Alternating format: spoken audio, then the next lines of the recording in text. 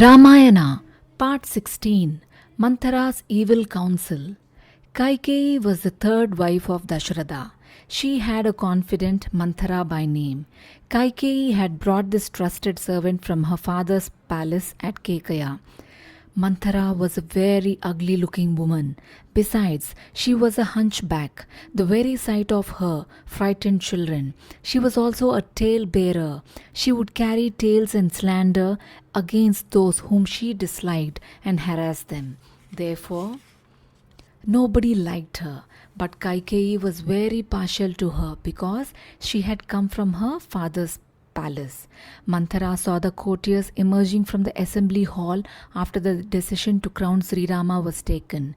Joy was writ on their face. She asked one of the followers of a courtier, "What is all this excitement about?" He answered, "Sri Rama is to be crowned tomorrow. Can there be happier news than this?" But Manthara was not pleased. On the other hand, she felt as if the sky had collapsed around her. She decided to prevent the coronation somehow and hastened to Kaikeyi. She told her that Rama was about to be crowned. The news delighted Kaikeyi. She had limitless affection for Rama. In fact, she loved Rama a shade more than she loved Bharata. She rejoiced to hear that her beloved son was to become the king. She gifted a garland of pearls to Manthara for the joyful news she had brought. Manthara was already angry. The happiness of Kaikeyi made her furious. She threw away the garland Kaikeyi had presented. Kaikeyi asked her in anger, "Manthara, what is this? Why did you throw away the garland I gave you out of joy?" Manthara answered, "Alas, Kaikeyi, you are still ignorant. You rejoice when Rama, the son of your husband's another wife, is to be installed on the throne. What am I to say? What do you gain if he becomes the king?" So she taunted her. Kaikeyi was angry. She said, "Manthara, don't be mad. What matters it if Rama is my stepson? He loves me more than my own son. That he is about to become the king makes me very happy." Manthara said, "Kaikeyi, you are dull-witted, and that is why you speak in this fashion. Once Sri Rama becomes the king, what will be the fate of your own son Bharata? He has to be a servant in Sri Rama's palace, and you will be a nobody here. You will have to be a slave of Sri Rama's mother. Do you realize this? Therefore, listen to me. Prevent this coronation somehow." At first, Kaikeyi would not listen to Manthara, but Manthara was an evil woman. Once she wished to do something, she would do it by hook or crook. She injected poison into the mind of Kaikeyi in many ways and vitiated it. Kaikeyi now began to hate Sri Rama. She now wanted to prevent the coronation of Rama somehow and wanted her son Bharata placed on the throne. But how could she do it? She turned to Manthara for guidance. "Manthara, what you have said is true. If Rama becomes the king, I gain nothing. My son Bharata must ascend the throne. But how can we bring this about?" Manthara was ready with a plan. Long before this, a Rakshasa, Shambhara by name, had waged a war against the gods. The gods could not defeat him, so Devendra requested Dasharatha to help them. Kaikeyi accompanied Dasharatha to the battlefield. During the fight, the arrows of the Rakshasas felled Dasharatha, and he swooned. Kaikeyi rose to the occasion, bravely took over the reins of the chariot, drove it away from the battlefield, and tended Dasharatha. Thus she saved him, and Dasharatha was full of admiration. He said, "Kaikeyi, you have saved my life. I will grant you 2 boons. Ask what you will." She answered, "Great king, I need no boons. If ever I need them, I will seek them of you." Manthara reminded Kaikeyi of this incident and said, Kaikeyi, now is the time to seek the boons. First, Rama should be sent to the forest for 14 years. 14 years is a long period, and Rama may fall a prey to some wild animal there, or the people may forget him. Therefore, insist that Dasharatha should send Rama to the forest for 14 years. Secondly, demand that your son Bharata should be made the king. This will bring Ayodhya entirely under your control.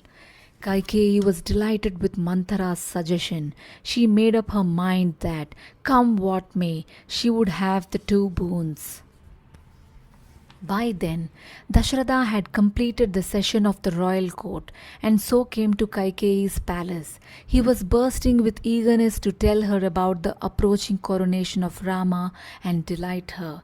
But when he entered, he found that Kaikeyi was very angry. Dasharatha was surprised. He wheedled her, saying, "My queen, why has your face lost its luster? You seem to be angry. Why? If you desire anything, you have only to tell me. I will carry out your wish. Have no doubt." Kaikeyi replied, "Maharaja, I seek a favor of you. If you swear that you will grant it, I shall tell what it is." Dasharatha said, "Kaikeyi, why this doubt? Do you not take my word for it? Have I ever failed to carry out your wish? Yet, to please you, I will take an oath. I swear on Sri Rama, who is so dear to me, I shall do whatever you desire." Poor Dasharatha did not know what he was doing. He did not have the slightest inkling that, even as he swore by Sri Rama, he was going to do immense harm to that very Rama. That was precisely what Kaikeyi wished for too. She now spoke her words of poison. "Maharaja, you have sworn off Rama, so do not break your word. Maharaja, I now desire the two boons you had promised long ago. You are now making preparations for Rama's coronation, are you not? Stop them and immediately crown my son Bharata. This is the first boon I crave. The second is this: Rama should wear plant fiber clothes, wrap himself in animal skin, wear matted hair, and live in the forest for 14 years. Dasharatha was stunned when he heard these words. He knew not whether Kaikeyi was joking or serious. He sat down bewildered. Then, recovering a little, he said, "Kaikeyi, is this a joke?" I was staggered and tried to smile. Kaikeyi replied, "Maharaja, I am earnest. Make my son the king and send Rama to the forest." Dasharatha was now in a towering fury. He said, "You wretched sinner, this is gross injustice. How has Rama harmed you? He treats you like his own mother. Why, he even honors you more than his mother, and you wish to do such terrible harm? You sinner, you will never prosper. Aren't Rama and Bharata the same to you? Why should one of them sit on the throne and the other be condemned to wander in the forest? You say that Rama should dwell in the forest. How could your lips utter such cruel words? Know you not how dear Rama is to the people? Will they be passive if they learn that Rama is to be sent to the forest? Will they not denounce you and me most disrespectfully? O sinner, why did such evil thoughts occur to you?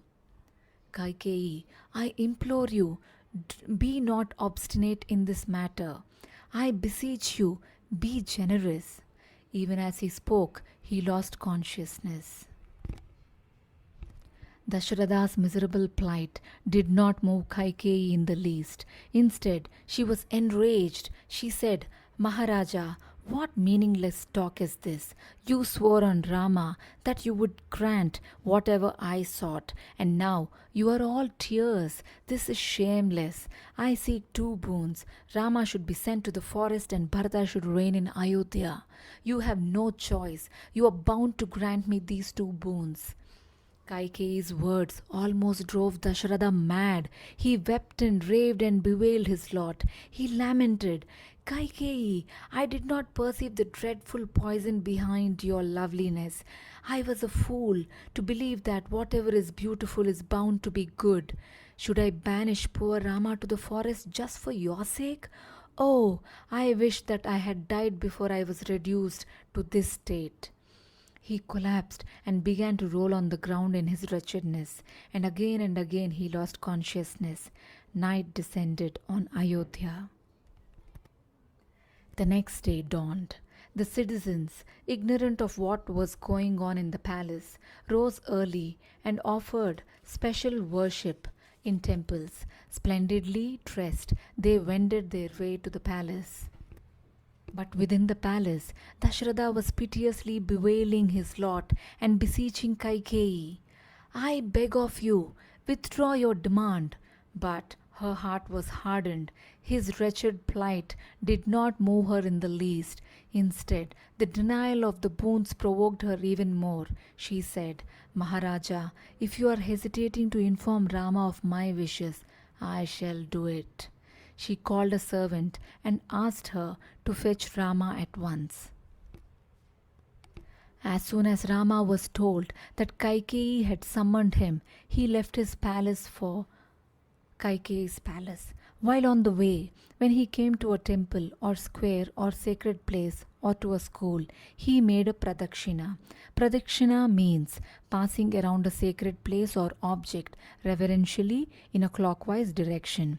Rama accepted smilingly the arati or other marks of rejoicing offered by the people and reached Kaikeyi's palace. But he was stunned by the sight which met his eyes in Kaikeyi's palace. He was wretched. On one side, he saw his father lying on the ground unconscious. On the other side stood Kaikeyi glaring at him. He bowed to her and said, Aunt, why is father so woebegone? He sees me and yet does not speak to me. Why? Have I unwittingly been guilty of a trespass? Kaikeyi replied, Rama, I saw 2 boons, and your father promised an oath to grant them. But now he is vacillating. Because of this, he will suffer the infamy of breaking a solemn promise. But if you carry out my wishes, the infamy will be averted. Will you carry out my wishes or won't you? Tell me. Rama listened to Kaikeyi. Her tone surprised him. Why is my aunt so curt? He wondered. Then slowly he said, Aunt, you say that father has made a solemn promise. That's the end of the matter. I shall carry out your wishes, be what they will. I can never disobey my father. I can never bring disgrace on him. Tell me at least now. Tell me what you require me to do. Kaikeyi replied, Rama, instead of you, Bharata should ascend the throne, and you should dwell in the forest for 14 years. These are the boons I sought of your father. Anyone else in Rama's place would have swooned at these words, or else would have been utterly wretched over this plight. But not Rama, for he was a sthita prajna, a man of unshakable calm and wisdom, and a righteous man. When he was told that he had to retire to the forest and Bharata was to be the king, he was not in the least affected. Instead, smilingly he said, Aunt, is this all? Why should father be distressed over this? He himself could have told me this. What matters whether I am the king or Bharata becomes the king? I see not the slightest difference. I shall rejoice if Bharata becomes the king, and I wish him all the best. Aunt, be not worried in the least. I shall wear garments of plant fiber and retire to the forest. Dasharatha heard what Rama said, and he felt as if death had gripped him. He was sick of life. Hatred of Kaikeyi welled up in him. He exclaimed, You sinner! You sinner! And fainted again. Rama went on, Aunt, be not perturbed. I shall carry out the promise father has made. It is the duty of children to carry out the words of the parents. I am prepared to live without my beloved Sita or my constant companion Lakshmana, but I shall not disobey my father. And what you desire is a command to me. Have I ever transgressed your wishes? Look, aunt, I will straightway leave for the forest. Comfort, father. Let preparations start for Bharata's coronation. He touched Kaikeyi's feet and left. Dasharatha heard every word Rama had spoken. Grief overwhelmed him. He was miserable as he saw that Rama, who should have ascended the throne that morning, had gladly agreed to go to the forest. Injustice and evil acts flourished where there should have been rejoicing and pleasurable excitement. The old king's heart was about to burst. Oh, why am I still alive to witness all this? He wailed. Addressing Kaikeyi, he said, You sinner, all this is your doing. Does not even this sight grieve you? And once again he lost consciousness. But all this did not cause the slightest remorse or awaken the slightest pity in her. Rama took leave of Kaikeyi and came out. By then, his impending departure for the forest had spread. Citizens and friends raced to the palace, stupefied. Grief and anger swayed them. They crowded around him. They cried aloud, Rama, you are our future king. You shall not go to the forest. Rama consoled them all. He said to them, Friends, I am grateful to you for the affection you have displayed towards me, but I have to carry out the promise made by my father. This is my duty, and I have to carry out the wishes of my aunt. Therefore, be not agitated, be calm. Gently he extricated himself from them and went to Kausalya's palace. Lakshmana, who was waiting for him at the entrance of the palace, followed him. Kausalya knew nothing of what had happened. She was engaged in worship, praying for the prosperity of her son. She was delighted when Rama arrived in her palace. She made him sit and said, Rama, my child, this is the day of your coronation. You should rule wisely and well. So the loving mother advised her son. Rama said, Mother, I have to tell you something which is unwelcome. Therefore, mother, listen calmly. I am not being crowned today. I am going to the forest for 14 years. The moment she heard these words, Kausalya fell like a tree axed at the root. Rama was terrified. He tended her and she regained consciousness. She opened her eyes. She said, Rama, my child, is this true? What fate is mine? All these days I prayed to God for you and your prosperity, and now I have to see you go to the forest? Why has this distress descended on us? My son, my child Rama, do not do this. I, your mother, tell you, you should not go to the forest. Rama answered, Mother, this is father's command. It is my mother Kaikeyi's wish. I must carry it out. If I do not go to the forest, what is my father's boon to Kaikeyi worth? Will not the entire world scoff at him? Does any member of the Ikshvaku dynasty ever break his promise? Oh no, I cannot even imagine such a thing. I shall go to the forest and return only after 14 years. Bless me, mother. So saying, he bowed to her.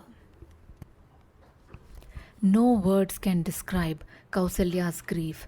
Again and again she swooned. She derided her own fortune. She denounced Kaikeyi's despicable nature. She praised Rama's virtues and lamented her fate loudly. Rama said to her, Mother, take courage. This is not the hour for anger. Father is prostrated with grief. You must comfort him. Lakshmana had been listening to the conversation between the two of them in silence.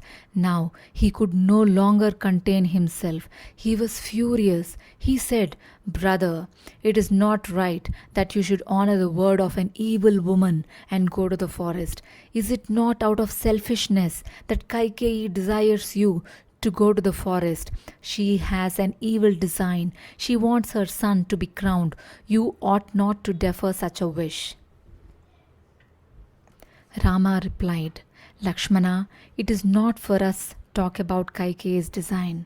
We have to respect our father's words. We ought not to break a promise. Did not Parshurama bow to his father's command and kill his own mother? Did not the sons of Sagara, at the command of their father, go around the three worlds in search of the sacrificial horse? Our Father's word is a command to us. Shed your wrath, look after father and mother.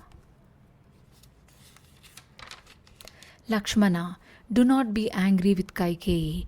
Do not brand her as an evil woman. Poor aunt, she has done nothing wrong. Have you ever so far heard her say a bad word? Has she not loved you and me as she loves Bharata? You ask me why, then, she spoke the way she did today, don't you? This is what is known as God's will. Those words she has uttered today are not really her words. It is fate that has made her speak in this strain now. We know not what purpose lies behind what has happened. Therefore, it is not for us to sit in judgment over the words of elders. Shed your anger and make preparations for my departure. He then once again bowed to Kausalya and said, Mother, I shall spend 14 years in the forest and come back to you. Kausalya blessed her son. May the weapons vouchsafed to you by sage Vishwamitra protect you. May all plants and birds and beasts and hermitages and rivers and mountains and all things in the forest protect you. May not cruel animals like the lion and tiger harm you. May Agni, the fire god, and Vayu, the god of winds, protect you. Rama once again touched her feet and returned to his palace.